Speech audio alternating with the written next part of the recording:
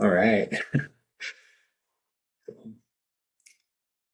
Great. So, yeah, Rose, I've been feeling this like inner pull or inner nudge for a while to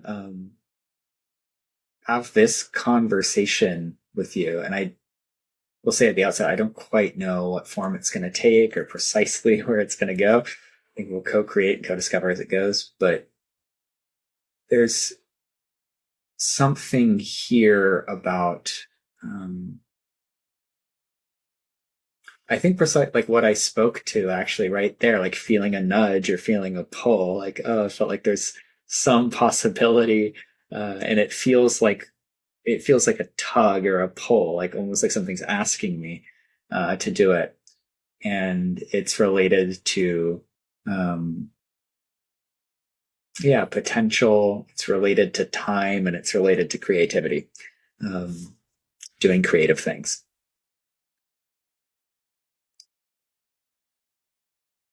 And a important ingredient in this is I think you mentioning at certain times like um hmm, yeah, feeling the phenomenology of time opening up a little bit in direct experience, and maybe ways we get little tastes and glimmers um of time opening up. And what's coming to me right now, maybe just as a good way to like kind of set the context actually, is I don't know if you've heard of that podcast called the Telepathy Tapes. Has that crossed your path? I've heard, I haven't listened. Yeah. So the thing in particular that's interesting to me about that podcast is that as far as I understand, it got really popular. I think it was like the number one podcast for a time, and it's starting to move into domains that are really opening up the more kind of modern scientific materialist conception of the world. Like this thing's getting popular, and it's starting to it's focusing largely on nonverbal autistic people, and yeah, like bringing forward strong evidence that kind of telepathic communication or kind of direct communication, intersubjective knowing that's not transmitted just by speech and sound waves having to come from one person's mouth and enter the ear of another. Like there's some I just said parapsychological is how we might think of it, phenomenon, and it's actually quite powerful and convincing. And even accounts of teachers who work with nonverbal autistic people who are not autistic themselves but have deep connection rapport beginning to actually access that as well, which is maybe suggesting that there's maybe something latent for all people, and maybe what we call neurotypicality is something that kind of creates a barrier or a shielding from those kind of phenomena. All the way of saying like there's some kind of loosening or opening of the modern paradigm, and the fact that that's becoming popular, if we just look at that podcast as like a cultural artifact, yeah, it seems like there's maybe something in the zeitgeist right now, or something in the time where these uncharted territories that might seem really implausible or normally be just out of hand dismissed because they're so offensive to the dominant worldview. There's maybe a little bit of an opening or aperture to start considering what appear to be very anomalous phenomena that give us a kind of ontological shakeup in the modern world. And so this feels connected, but this is maybe a little bit more to do with time and our extension, the way we Yeah. experience our extension in time. Yeah. Although I think the thing that you're bringing in there is important because it's almost like the way that time starts presenting differently is like through resonance. And it's almost like Mm, so you have to be able to drop out of the logical this, then this, then this, and like drop into a more embodied, heart centered, resonant way of being. There's a way mm, that, me and my partner do a lot of that, like just feeling into each other's vibes. And I think also one of the things that I've realized is that I've done that my whole life. mm, Now I'm conscious and aware of that everything's a transmission, and I'm kind of like picking up on this embodied vibe layer, and that's sort of like the reality that I swim in. But I think I can see now that was always present. And I think an interesting thing here, and particularly maybe in the context of like creativity and projects, I was really good at school. And I think one of the reasons is because I'm like super open to this kind of like direct transmission way of being, where now often if I'm like getting taught, if I go to an exercise class or go to something, it's like someone will show me something and I'm conscious that they're not transmitting it through words that they're saying that are going into my head and I'm just sort of like getting a blast download of the thing that they embody. And it's sort of like going straight to me. And I'm kind of like, because of my process, kind of conscious that is the level that I operate on. But I think that has always been a part of like my way of being. And I think that whether it's a spectrum for people, it's possible for everyone, but it's on a spectrum, or it's fully possible for everyone, or some people have a more like shamanic way of being, and other people it's a different way of being. I don't know, but I think that capacity to drop out of logic and into resonance is an important sort of like prerequisite for experiencing time differently. Oh, I love it. Yeah. It's funny. As I see, I appreciate you stepping in with that, because as you start invoking that, I feel myself like doing it in real time, like being kind of going back into my body, into my heart. And maybe just want to touch on like three aspects of this word resonance, right? There's some kind of quality in experience that's best described as resonance. When things are in resonance, they're like vibrating in harmony, or to like a common, they're in sympathy with each other. Transmission, which is like something being received, something entering, something coming in, a way of knowing. There's like a knowing that's there, but you've drawn a contrast. It's like not the kind of rational, conceptual knowing per se. It's like something is felt or received or known really immediately, but in a way it has a more resonant quality, a little bit less of like a heady quality. And when I say heady, about embodiment being really important. Like there's some kind of like embodied aspect, almost like the body is like an instrument or something, or something that receives transmission. So yeah, just with all of those ingredients, and resonating deeply. With that. Yeah, because I think that then when you describe those to me, and it's so interesting because I think one of the things we might talk about is the awakening course. And I remember the guidance, one of the guidance that you made for it, where it's like in the context of kind of accessing cosmic intelligence, you become like a harp or an instrument where the universe is sort of playing the strings. There's something about that resonance being, when we talk about imaginal causality, it's like a different type of, or a different kind of causality to material causality, where things directly, like, I have the image of like atoms that bump into each other and cause the thing on it. It's more, it's more like resonant and things vibrating together, which don't have to be next to each other to. It's like about being on the same frequency, or it starts to sound a bit new agey, but like it's about having that capacity to attune to the same resonance, rather than be sort of like have that direct impact. And then does that make sense? Yes, there was so much coming through. It's like one of those moments, like, and it's funny, it's like an appropriateness to what I'm trying to speak to, that like things were starting to come into my purview as you were speaking, and then it's like, oh, I can see it, and then am I gonna like be able to do the work of capturing it, right? Now, this thing of the harp, right? Like poet William Wordsworth would talk about poetic inspiration uh, as aeolian visitations. Aeolian visitations. The word aeolian comes from the Greek god of the wind, Aeolus.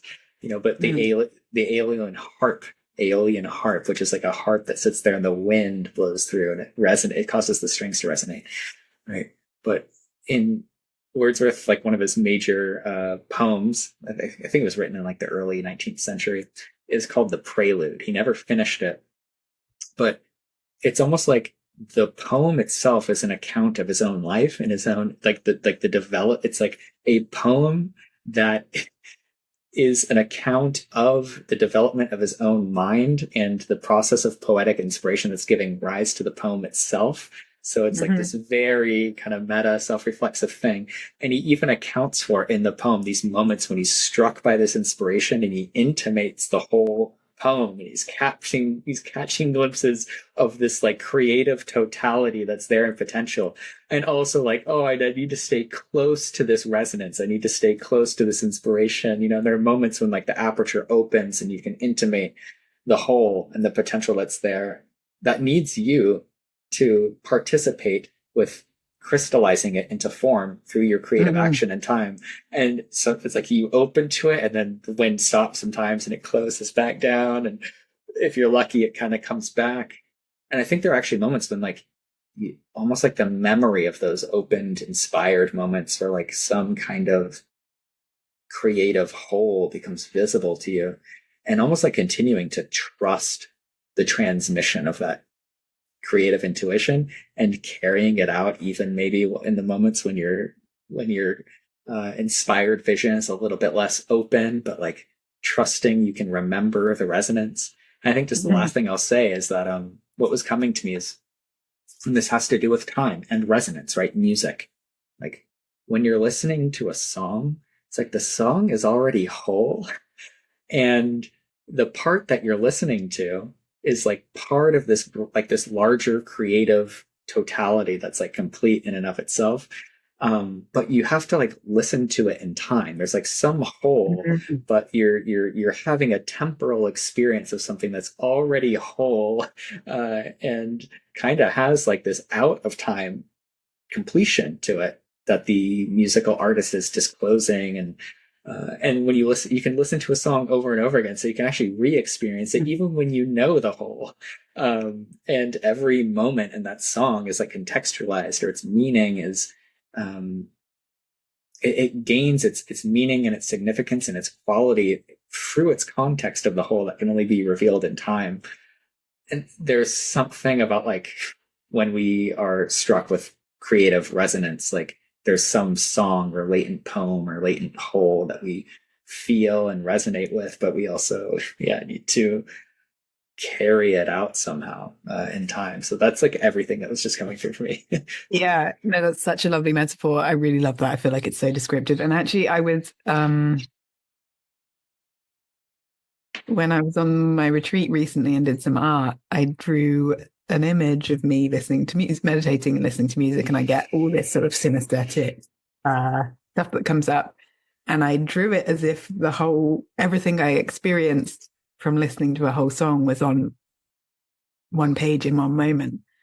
And I thought, oh, I wonder what it would look like to draw this as it unfolded across a song, almost kind of like if you imagine like how musical notation is, but sort of like the synesthetic experience.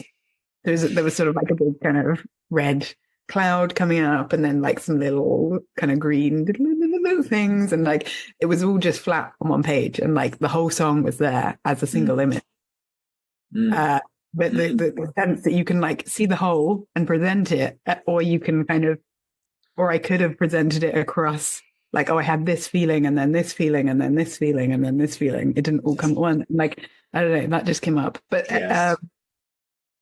it also, I feel like that links really closely to the course, because it's almost like, I'm developing this awakening course, which I have invited some other people to teach, because it has these sort of like 16 different aspects of experience. And I really wanted to yeah, show the multidimensionality of it, not just through the content, but through different people being able to kind of offer different lenses, tones, perspectives.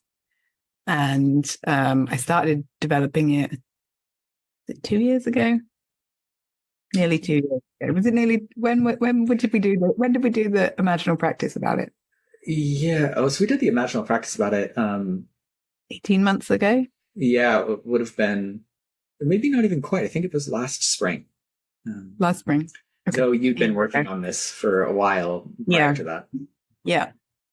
And there was a sense of really being clear about the whole and being able to see the fullness of what needs to come through, and that being very clarified, like from my own journey, being very clarified, having spent a lot of time really, really getting precise on the aspects of experience that need to be included and why. And then, but then there's something about the song needing to play out and us all needing to go on a deeper journey into our aspect and allowing that to unfold, where originally I just thought, oh, I've got the things that need to be included. I know who needs to teach them. Let's just make it.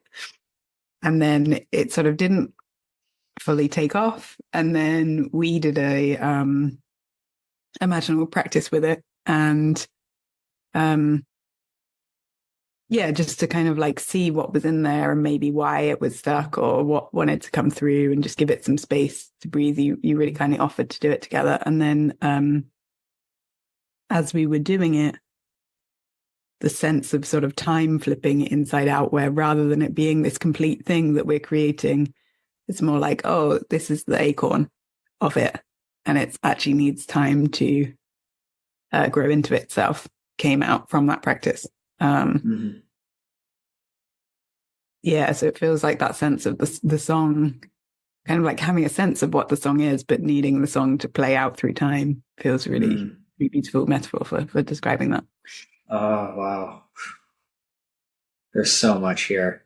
And it's so funny because, I mean, I don't even know if I'm going to be able to articulate it, but I'm having a sense in this conversation where it's like the conversation is an instance of itself. It's self-exemplifying, and that we're talking about, the awakening course and how you for whatever reason, felt that. I think you felt the transmission, like you were speaking about at some point from me, based on at least partially based on a presentation I shared with you, where I talked about Cynthia Bourgeault's articulation of imaginal causality, and how she talks about the bits being in resonance with each other, and how it brings us into a different experience of time.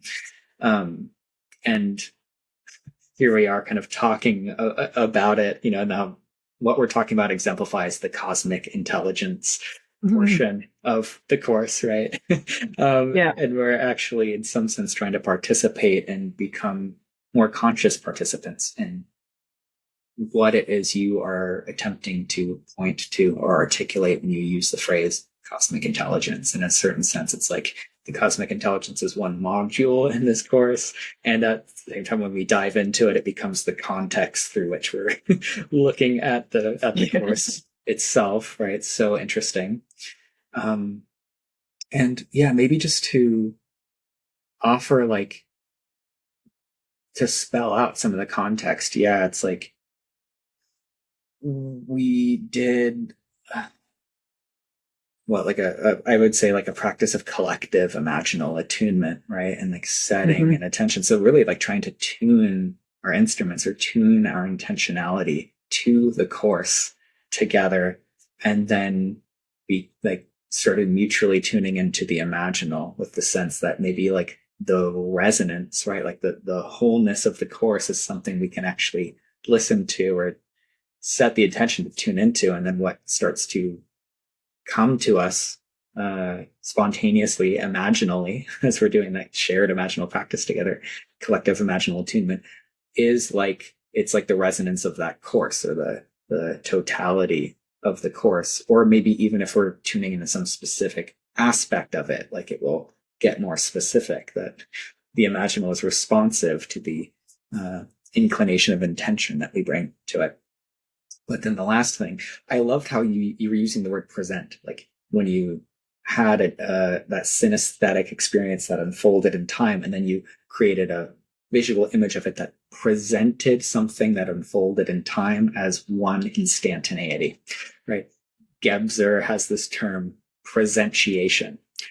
Presentiation. And that's precisely what he's talking about. That presentiation is the capacity to make time concrete by finding some way of presenting the wholeness of time, the latent totality of time, finding ways of rendering that concrete. And it's usually through art. It's like the first way that starts to happen. He thought that Picasso was doing that he was presentiating time in his multi-perspectival crystallizations in his paintings. So I guess, and this might challenge the capacity to articulate in linear, clear, thinkable terms. So I'm really curious what's going to happen, because,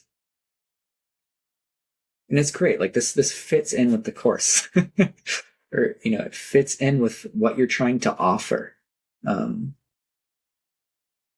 And it just feeling my respect and gratitude for, we can talk about the course, but like what you're trying to transmit, and what you're inviting people who you've received a certain way to help you transmit, which is like a really multi-dimensional map to point to ways that we can unfold ourselves, what it means to awaken, whatever that means, to unfold the latent spiritual potential to be in service to the whole. Like that's, the way I'm going to put it right now. And yeah, that imaginal practice we did is an instance of something I'm continuing to experiment with, which is like the attempt to participate in cosmic intelligence through imaginal practice together, and doing that collectively or doing it mutually. That imaginal practice, yes, there is always an important individual dimension to that, because I think that imaginal practice does create a way of accessing the way the natural processes behind the individuation drive self-represent with mythopoetic terms. And there's an irreducibly personal dimension to each of our unfolding. So there's some private aspect, but I think that there's also a sense in which, and I think it's relevant to the time that we're in now, is like, there are things that we're trying to co-presentiate. There are co-creative, we might even say trans-individuating potentialities, that need us to cooperate, and it actually flourishes when we bring our individuated capacities into synergy. And I think there's an imaginal dimension to that. I think that when we tune into and start doing these collective imaginal practices, like we're trying to, for me, it's an experiment of seeing, is there a way of tuning into the imaginal that's relevant to us, relevant to some latent potential that we sense is possible and we both feel aligned with, and we both feel that resonance with when we feel it in our body. There's some erotic lure that we're both saying yes to. And it might be that we're both sourcing it, or in this case, it's like, I see you as the source keeper, which is a way of saying, like, as the person through whom this creative potential is being sourced. You have a particular individual relationship to it, and yet you also feel its collaborative nature, and you're like drawing that in a way that's really beautiful. And so this collective imaginal practice, is an experiment in trying to tune into that together and seeing what unfolds when we tune in into the resonance in that way, when we will invite it to come forward in mythopoetic kind of imaginal form. And this is the part that, might be challenging, but like, I'm really curious because you mentioned how through that something came about for you in relationship to the course, the way you see it, the way you understand it, and the way that what's being presentiated actually has like a developmental arc to it. There's an acorn, there's, moving toward an oak. So there's something in time that's growing, that's developing, that's maturing. Anyway, yeah, I just want to now stop talking and just be curious, like, how that was for you and how it's been. Yeah. A couple of things come up, and they're both around sort of the darkness and integrating the shadows, or maybe one is more about avoiding really unnecessary shadows, and one is about integrating important shadows. I think the one is more like just recognizing a conversation we've had before is like the difference. I think the way that you hold and talk about the way that these sorts of practices, everything you were just describing, can disrupt a kind of logical capitalist like way of relating to things, where you have to have certainty, you have to have kind of like a fixed outcome, and there's more space for mystery, like doing this practice together and really giving space for this thing to emerge. It's like there's space for mystery, there's space for creativity, there's space for collaboration, there's space for all of these things to like come through. There's space for it to have its own life force. It's not like being really controlled and directed. That feels just like a super healthy way to hold this imaginal stuff. And one of the conversations we were having before is kind of like, oh, there's like a way, I've gone sort of like off the edge into what would be considered like really deep sort of spiritual psychosis, like getting kind of like flooded and overwhelmed by the magical sort of non-linear ways of thinking and being and experiencing. And that just requires an enormous amount of like capacity to hold it, and is really disruptive. And it's sort of like this, just the ways that you hold this and describe it. And it feels like a really kind of like healthily disruptive way of engaging with things, where the imaginal is really welcomed in, and that can disrupt some structures and be kind of like create quite radically new ways of being and seeing, but it's not disruptive to the point where people are completely overwhelmed. I think that's one thing that's worth saying. And like specifically in this example, it's like the sense of, rather than being like, oh, I have this course and I want to finish it by this time and blah blah blah blah blah, it's like, oh, let's just sit down, drop in to our bodies, trust that there's something that wants to come through, and like listen to what that is from a non-rational kind of open way. And then that then leads to greater possibility, creativity. It changed my way of relating to it, like I said, with the acorn, to the giving it time to become the oak tree, amongst lots of other details that came through. And I think that's powerful. Ooh, there's a lot here. Yeah. So I think the first thing that's coming through,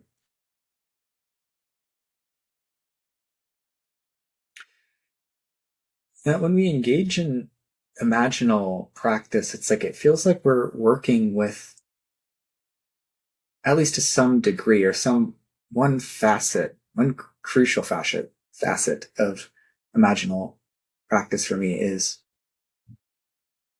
like latent potential, like something that has the potential to be, and the way there's something very kind of meaningfully rich, like poetically rich in its meaning, in that potential. And we come into relationship and interface with that from our kind of modern waking rational standpoint.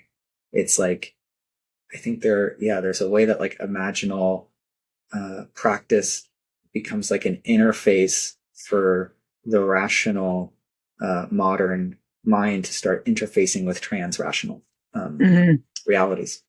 Yeah. And as you've really importantly pointed out, like those trans-rational realities, it's a very mixed bag there. And when the rational mind becomes flooded or overwhelmed or usurped by or loses this hard-won kind of individuated, comparatively volitional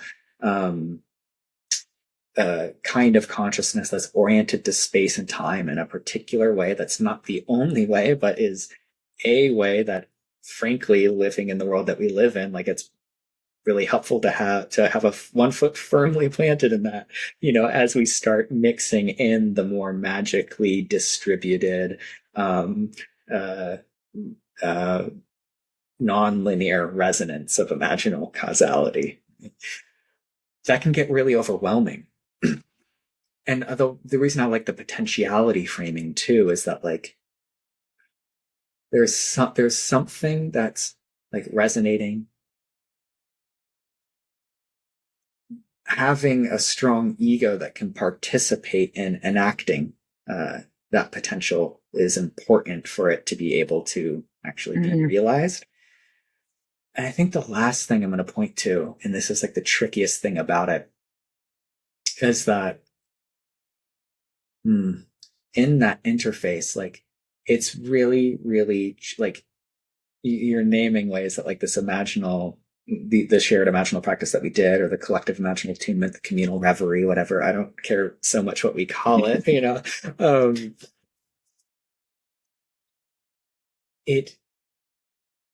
there's a richness to it. There is a way that these trans-rational or trans-personal influences do start to unfold over time in a way that kind of has impact in your relationship to this creative possibility and how you understand it. And it's really difficult I don't want to say it's totally impossible. I don't think it's completely possible. I think it's partially possible, but very challenging to try to bring those transrational processes and package them in rationally conceptual language, where it's like, here it is, let me explain it, let me define it. And there's actually maybe some value to, like, being okay with not needing to do that fully. Yeah. And it's like we're simultaneously like recognizing that, like, these potentials, like, need our individuated modern minds to help participate in them. But there's also a way that the rational mind needs to surrender and trust the unfolding of the thing that's always going to exceed the rational mind's capacity to pin it down and define it and know it. There's some surrendered trust and, like, savoring the taste of overwhelm, or, like, the longing to help this thing come into being is so strong. And it's like, oh, I just want to, like, grab it and, like, have it and know it, it's like, well, no, you only grasp these, like, fleeting, like, partial, I think it's like Wordsworth felt when he was composing the prelude, that poem, which in fact he never finished. It never fully got done. And yet it was, even in its incompleteness, it's still complete. It's still treasured. Like, it's still an artifact that was in process and never really got to the end. But maybe that feeling of overwhelm that he would feel in those moments of alien visitation, where he's like, oh, there's this thing and I see it. And, like, I almost have it now. And yet I have to, like, enact it. And I know, like, it's going to retreat again, and I'm going to get glimpses, and they're going to come and they're going to fade. And maybe it will even be transforming along the way. Like, the thing I thought it was at this time is, like, it's undergone development and it looks different now. And yeah, maybe it's never fully complete. Maybe it's never done, but there's just, that paradox of, like, this thing is asking for us to consciously participate. And yet the consciousness that's participating needs to surrender and trust and try to get out of the rational mode of pinning down, fully understanding, controlling, and trying to extract it into being. There's almost like a surrender and trusting it into being, and savoring the incompleteness and the longing and the completely, like, rationally incomprehensible life of a thing. Yeah. So interesting. It's funny, like, as you described, and I want to talk more about the other half of the importance of, like, time and the darkness in terms of the course. But just then, as you were describing, the feeling it's almost like being on the other side of the veil from that, where it's like being in this kind of complete whole thing. But then it's sort of like trip feeds. It's like the feeling it's like this thing that is constantly trying to. It's so enormous and important, and it's just also and that's like my main experience. And then it's like this strange feeling of sort of like one foot always going in front of the other, and that's also only ever what happens. Really. Does that make sense? It's kind of like the and then like occasionally getting glimpses of like, oh yeah, you put one foot in front of the other, and that has like a logical thing to it, whereas the main experience being this more just like resonant distributed whole. I don't know if that makes any sense, but I'm feeling a conjunction of the thing is already whole and the thing is in process and becoming. And there's like a strange non-duality between those two things, and you're oscillating between two perspectives, which is it's just so wild to try to wrap your head around that, Yeah, and I really like as well that you brought in that the whole can change wildly by the journey. That's really nice.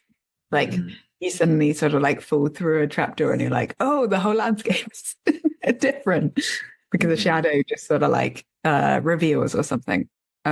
Which then leads on to this other bit that I wanted to describe actually, which is that, with the course, the sense from the start was being really clear that there were these aspects of experience, and then feeling deeply into it, feeling like, oh, it's really important that other people's voices, perspectives are like core to this. And then it being very clear, just the sense of like essence that I get from people, where it's like, wow, this person really embodies this thing.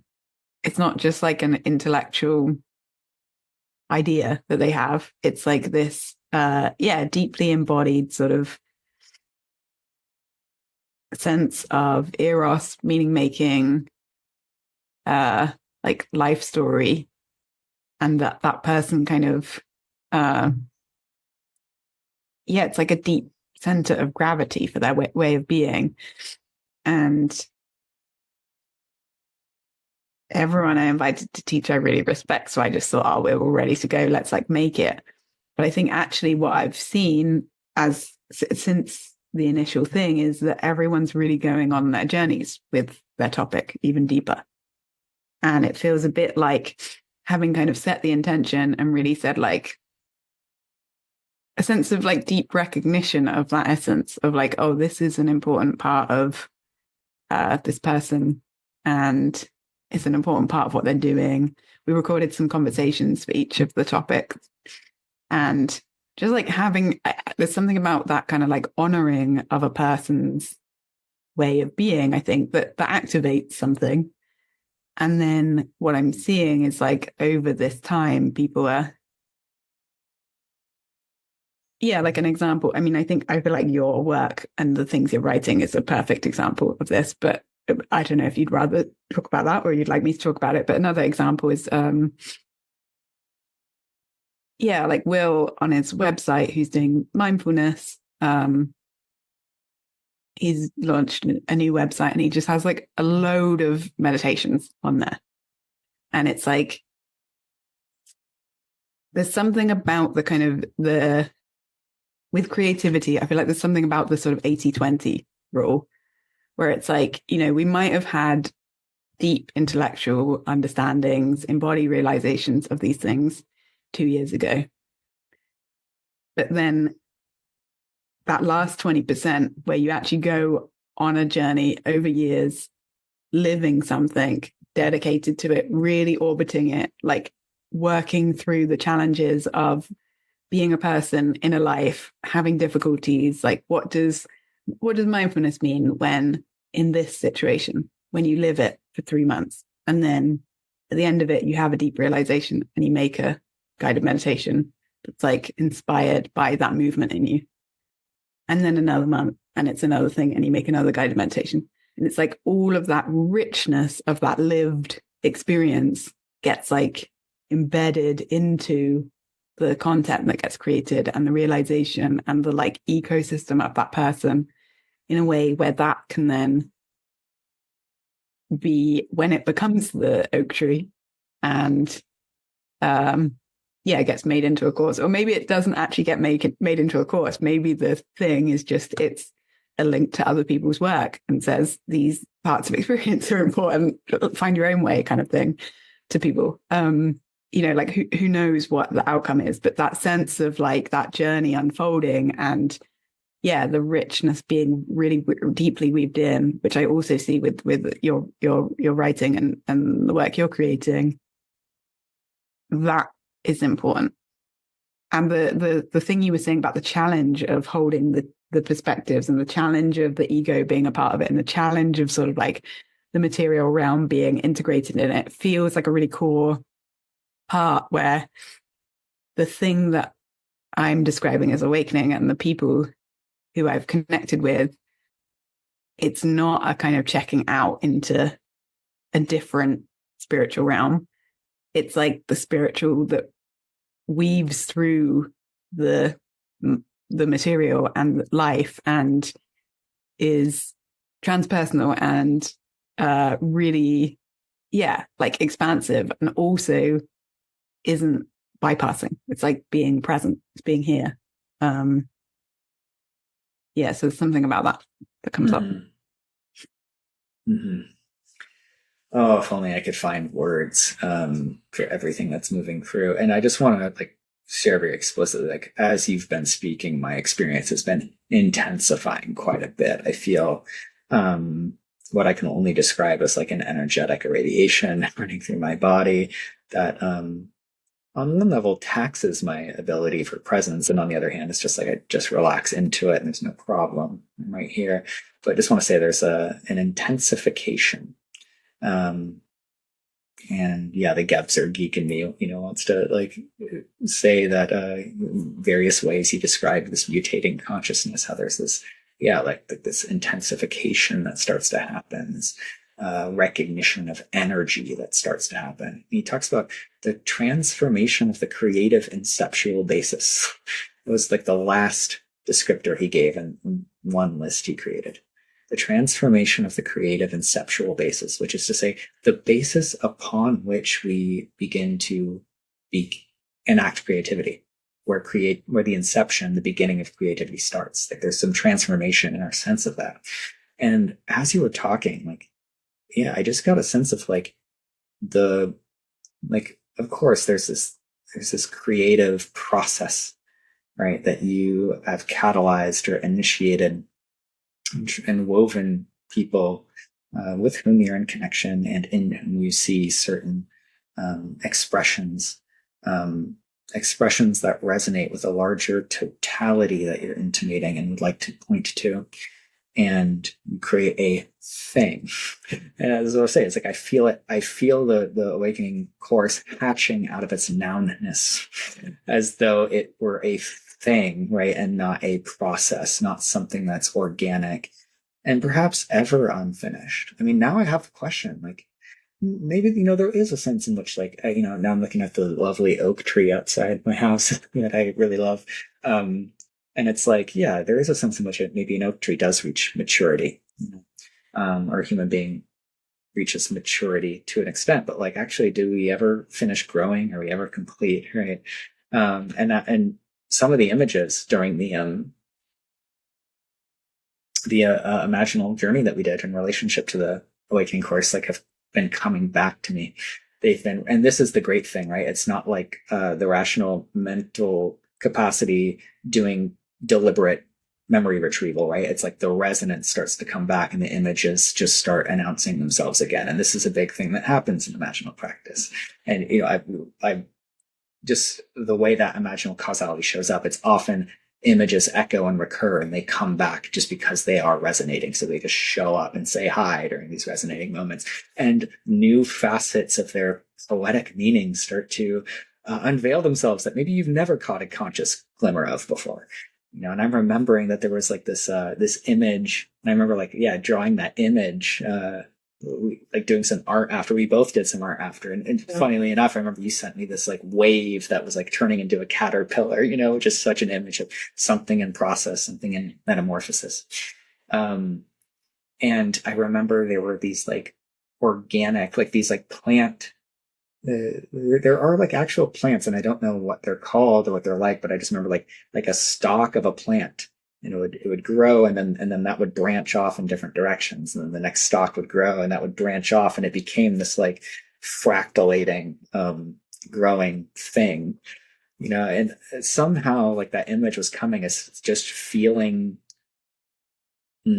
Yeah, so this quote from Gebser is coming about, and he this quote was in the context of the way that he was starting to see the structure of poetry that he thought was announcing this mutating integral consciousness. And he says the emphasis is no longer with the things, with the objects, but the spiritual light reigning between things, the tension and relation between them.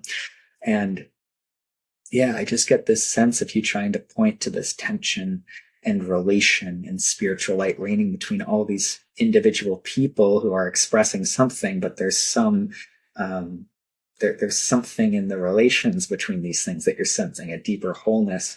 But also, like, yeah, these are, humans who have a still unfolding, still organic relationship to these things that they resonate with or are trying to exemplify, in the process of striving to embody, in a process that may never be done.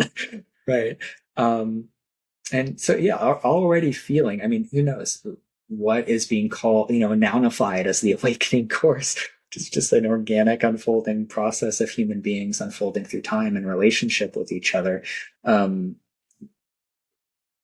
striving to be themselves, there's a way in which you've already articulated something pointed to these things, that I think the implication I feel is that like there is a kind of wholeness, a kind of unfolding of human potential, human psycho-spiritual potential that is most richly articulated, or I'll say more richly articulated when we see all of these different pieces that are important, and yeah, like already folks can like see what you've articulated and see who you've associated with it and go down the rhizomatic, interwebs tunnels of how these things are being articulated by them. And that will continue to unfold. And like those offshoots, if each one of us is like at one of the offshoot branches, now we're like the stalk grows, all the individuals, like a 16 stem radial organic thing, we're all branching off in our directions, expressing that thing, and then as that branch comes off, we're expressing multiple shoots of what we're doing, and then yeah, like you said, it's like the way that the image came during the imaginal journey we did is like there's a stalk and then it grows off and does that like multiple branches and then fractalating, but then another stalk grows later and then it does it again, so it's like we're just continuing to unfold and ramify what you're pointing to, So in some ways, I'm now just feeling very concretely what you were talking about. We're like feeling the already wholeness of the thing and the ever in process, step by step nature of it. Yeah. There's something that just as you're talking, I'm just gonna not try too hard to be rational and just describe the image and the feeling. It's like a really strongly fractal quality that's related to wholeness and time and essence, where it's like if you can really get to the essence of the thing, like for example, the essence of a person. And I don't think people are simple and can be, a very simple essence, but people do have essences. And I think when you touch on an essence, then it's like the thing that they're expressing is always, it's like, how would I describe this? It's like now, in this moment, and across a lifetime, the thing is always being expressed in a whole way. It's like the imperfection doesn't matter. It's like part of the whole, and it's part of the expression of that person's being. And it's like right now it's being, like this conversation is about time and cosmic intelligence, and we're talking about the cause, and we're talking about how that plays out over a lifetime. And we're talking, it's sort of like this kind of fractal whole where it's like part of your essence is an expression of this thing, and that is just comes through. I don't know if that made any sense, but it was almost kind of like an image of, like just like the Mandelbrot set or something, that kind of just pure fractal, like it's right now, it's 5 years time, it's a lifetime, it's just, and it's always whole in its sort of like fountain like expression.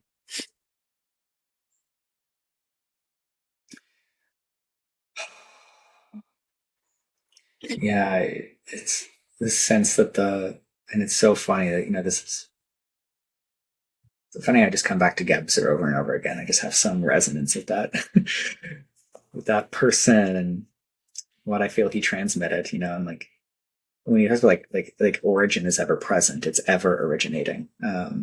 It is not it's not a beginning, because that would be to place it in time. It's like beneath or behind time, but always ever expressing, and it seems like his book, The Ever-Present Origin, came in a moment of transmission where that thing, like that latent sense of wholeness was there. And then through time, he, like we've been talking about, had to go on his own journey that incorporated his whole biography and all the tumult and all the shadow and, but also his gifts and everything, and, crystallized into that book. But just feeling it, like not only every individual, but like all of this, there's just this latent wholeness. There's just this latent always. And it's funny because he even thought that the whole unfolding of time and consciousness and the entire planetary evolutionary process was like that the whole thing is already here. It's already present from the beginning, from origin. The entire unfolding is already present, already latent, already whole. And then it exfoliates through time. Yeah, just really feeling that and what you're speaking to, on a very deep level, that already present wholeness that exfoliates through time. Yeah, same perspective here. Agree with that. Oh, I noticed that what just landed in my body is the sense of completion, which often happens for me in moments when it's like, this gratifying sense of wholeness and kind of quiescence, and like the rippling water just stills. But yeah, just want to check in with you and how where you're at and see if there's anything moving in the waters, on the face of the deep here. No, that feels good. Beautiful. Yeah. Wow, I just got a lot of joy from this conversation, and not knowing where it was going to go, and just like myself surprised and humbled by what's unfolded here, and grateful. Yeah, me too. Felt like we fell through the trapdoor at some point, and in the best possible way. Yeah, love it. All right. Great. So I will close out the recording here.